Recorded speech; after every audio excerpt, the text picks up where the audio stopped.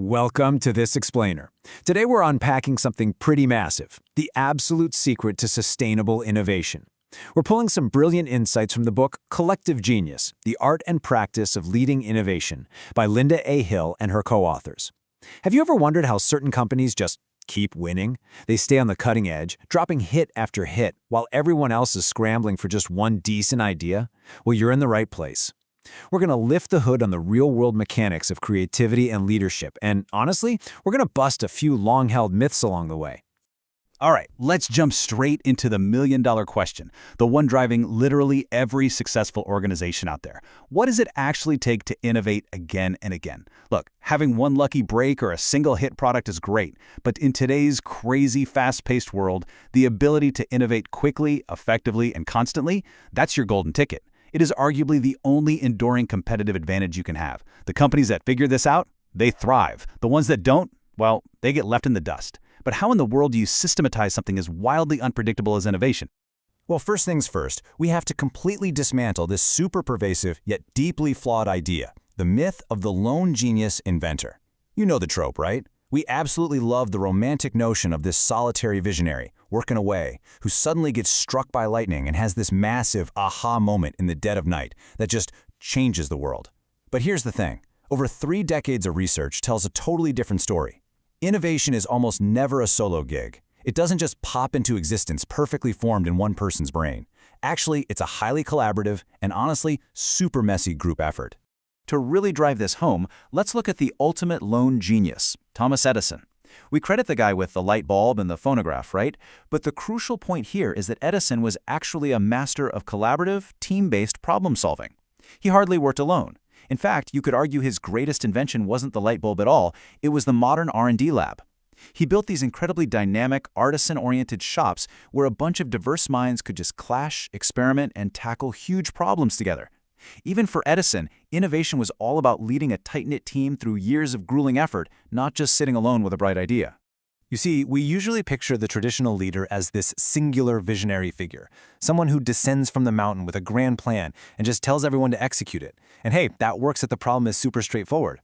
But if you're trying to create something genuinely new, literally no one knows the answer yet. So the leader can't possibly have all the answers. Instead, the real job, the reality of an innovation leader, is to be a context creator.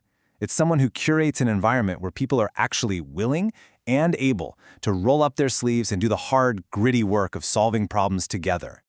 Okay, if we really want to shatter this lone genius illusion completely, we've got to talk about Pixar Animation Studios. Pixar is basically the holy grail case study for collective genius. I mean, think about it. Ever since Toy Story dropped in 1995, which by the way was the very first fully computer-generated feature film, they've been on an absolute tear, blockbuster after blockbuster. We're talking 14 massive, back-to-back hits during the time these authors study them, bagging 26 Academy Awards. Literally no other studio has ever come close to a streak like that. And guess what? That didn't come from one brilliant director barking orders in a dark room. It was a total masterclass in orchestrating hundreds of brilliant minds. Now, when we think about how an animated movie gets made, we kind of assume it's this neat, perfectly logical, linear process. You know, you write the script, then you draw the art, you animate the characters, add some lighting, and bam, you've got a movie. It sounds like a super smooth, predictable assembly line. But I'm going to stop you right there, because this idea, it's a complete myth. It doesn't even come close to capturing what real innovation looks like. The actual reality is just this beautifully messy, insanely complex web of feedback loops. It's highly iterative, deeply interrelated, and honestly, a bit chaotic. The story is constantly shifting and evolving. A single scene might inch forward, get tested, totally bomb, and get kicked right back to the drawing board. To put that level of painstaking iteration into perspective, it actually took one incredibly gifted animator at Pixar 6 entire months just to get 10 seconds, yes, 10 seconds of the movie up absolutely perfect. To really wrap our heads around this level of complexity, just think about this number. Well over 100,000.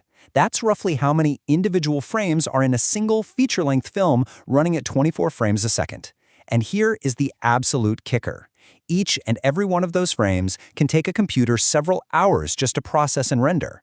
Literally every single speck of dust, every shadow, every tiny blade of grass has to be actively imagined, designed, and placed by a human being. It's mind-boggling. And doing all of that, It takes the relentless, fiercely collaborative effort of about 200 to 250 incredibly diverse, talented people to navigate that spaghetti bowl of a process and actually bring a film to the screen. That is 250 people grinding it out for years, utilizing hundreds of millions of dollars. You've got storytellers, animators, shading experts, lighting techs, software engineers. The point is, the director definitely isn't coming up with all the ideas. The magic springs from every single member of this massive, complex group. Which brings us to this really profound realization from Pixar's co-founder Ed Catmull. After they finished Toy Story, he had this epiphany that his greatest achievement wasn't actually making the movie itself. His real masterpiece was building the unique environment that allowed the film to be made in the first place. He actually quoted a CEO he admired to define this massive paradigm shift in leadership, saying, "My job is to set the stage, not to perform on it." Just think about that for a second. Think about how incredibly liberating, but also how unbelievably challenging that is for someone in charge.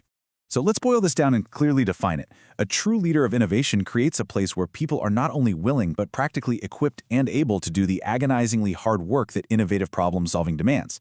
The goal isn't to force it. You can't just mandate a breakthrough. Hey, innovate by 5 p.m. Friday. It doesn't work that way. Your actual job is to create a context that gently extracts those little individual slices of genius from your team and somehow magically melds them all together into one powerful, cohesive, collective genius. Okay, so how do you actually go about setting the stage? Well, that brings us right to the 3 pillars of innovation. The authors of the book identified 3 specific capabilities that every leader has to foster.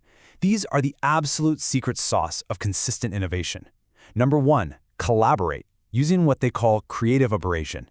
Number 2, learn through discovery, which is all about creative agility. And number 3, integrate decisions, requiring creative resolution. Let's break down exactly what these look like in the real world, sticking with our Pixar example. First up, collaboration. This is all about generating creative abrasion. Now that sounds a bit rough, right? But it's actually the highly productive clash of diverse ideas. At Pixar, they do this through a ritual called dailies. Basically, it's a gathering where everyone watches and openly critiques the raw work in progress footage. But the secret sauce here is that anyone, completely regardless of their title or rank, can chime in. A junior lighting tech can totally give feedback on a senior animator's key sequence. This constant, open interplay of different perspectives amplifies everyone's individual talents and guarantees that no single ego takes over the creative process. Moving to the second pillar, learning. Here, we have to fully embrace creative agility. Look, innovation is a journey of discovery, which means missteps, complete dead ends, and a whole lot of trial and error aren't just expected, they are absolutely mandatory. At Pixar, nobody gets raked over the coals for making a mistake or pitching a dud.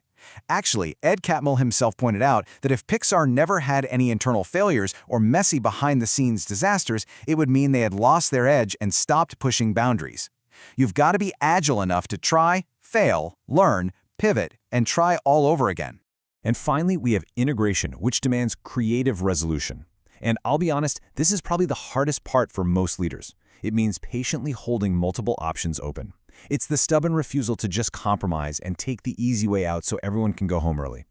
Creative resolution is about staring at option A and option B, which might seem completely at odds with each other, and holding that uncomfortable tension long enough until the team can fuse those conflicting ideas into an entirely new breakthrough solution. It takes a massive amount of patience and, frankly, courage from the leader. But wow, when you get all 3 of these pillars firing together, the result is pure magic.